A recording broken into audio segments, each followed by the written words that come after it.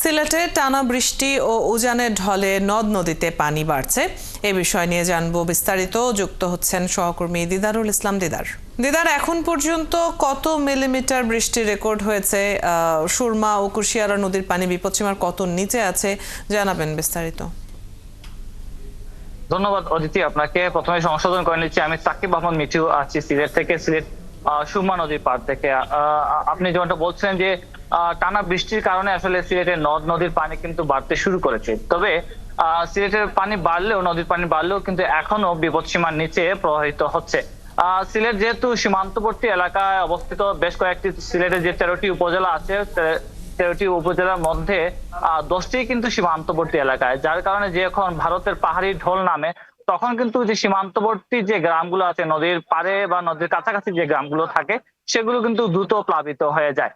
তবে আমি এই মুহূর্তে যেখানে আপনাকে দাঁড়িয়ে আছি, এটি হচ্ছে সুরমা নদীর সিলেট পয়েন্ট। আপনি দেখতে পাচ্ছেন যে এখান থেকে আরো 15টি সিঁড়ি উপরে আছে, যার ফলে আসলে এখন পর্যন্ত বলা যায় যে যে বন্যার আশঙ্কাটা করা হচ্ছে সেটা কিন্তু এতটা না।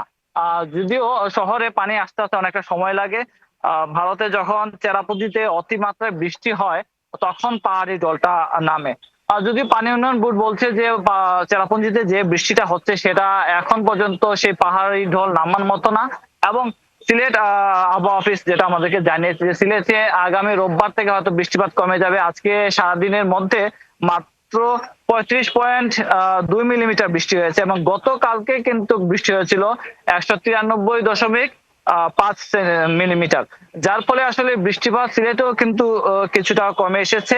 এবং যেটা বলা যায়, আসলে গতবার আমরা যে বন্যাটা দেখেছিলাম, আগাম বন্যা যদি বলা যায়, যা ফ্লাডটা হতে পারে, যার অভিজ্ঞতার কারণে জেলা প্রশাসন আমাদেরকে জানিয়েছেন। আমি কানাইঘাট ও উপজেলা নির্বাহী অফিসারের সাথে কথা বলেছিলাম, তিনি আমাদেরকে জানিয়েছেন যে সীমান্তবর্তী যে গ্রামগুলো আছে কানাইঘাটের এবং জকিগঞ্জের যেসব এলাকায় আছে, তারা প্রশাসনের পক্ষ থেকে সেখানে সতর্ক বার্তা পাঠিয়ে দিয়েছেন। এবং যদি কোনো কারণে ভারতের পাহাড়ি ঢল সিলেটে নামে, তাহলে তারা যেন দ্রুত সময়ের মধ্যে যারা সীমান্তবর্তী এলাকাবাসীরা আছেন তাদেরকে উদ্ধার করতে পারেন।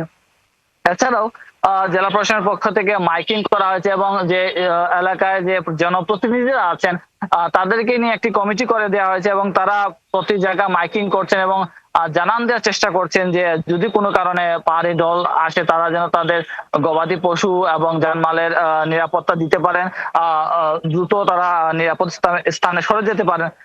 সেই চেষ্টাও কিন্তু তারা করছেন। একটা বিষয় জানিয়েছেন যে কোনো পরিস্থিতি মোকাবেলা করতে এখনই তারা, যেহেতু বর্ষাকাল চলে এসেছে এবং কালবৈশাখীর একটা বৃষ্টি যেটা থাকা, সেটা কিন্তু এখনো কিন্তু শেষ হয়ে যায়নি। বৃষ্টি আগামীতে বাড়তে পারে, যদিও বলা হচ্ছে যে রবিবার পরে হয়তোবা পানি কিছুটা নেমে যাবে। পানি উন্নয়ন বোর্ডের যে নির্বাহী প্রকৌশলী, তার সাথে আমি কথা বলেছিলাম, তিনি বলেছেন যে আগামী রোববারের দিকে কিন্তু যে নদীগুলো আছে সিলেটের, সেখান থেকে পানি নেমে যাবে। তবে আজকে যে পানিটা আমরা গতকালকে যে বৃষ্টির কারণে দেখেছিলাম, পাহাড়ি ঢল যেটা দেখেছিলাম জাফলং এ, আর সেটা কিন্তু কিছুটা কমে এসেছে। আশা করা যাচ্ছে। ধন্যবাদ মিঠু, আমরা জেনে নিচ্ছিলাম সবশেষ আপডেটগুলো। ধন্যবাদ তথ্যগুলো জানাবার জন্য সহকর্মী সাকিব আহমেদ মিঠু। সিলেটে নদ নদীর পানির উচ্চতা এবং বন্যার আশঙ্কা প্রসঙ্গে জানিয়ে দিচ্ছিলেন বিস্তারিত।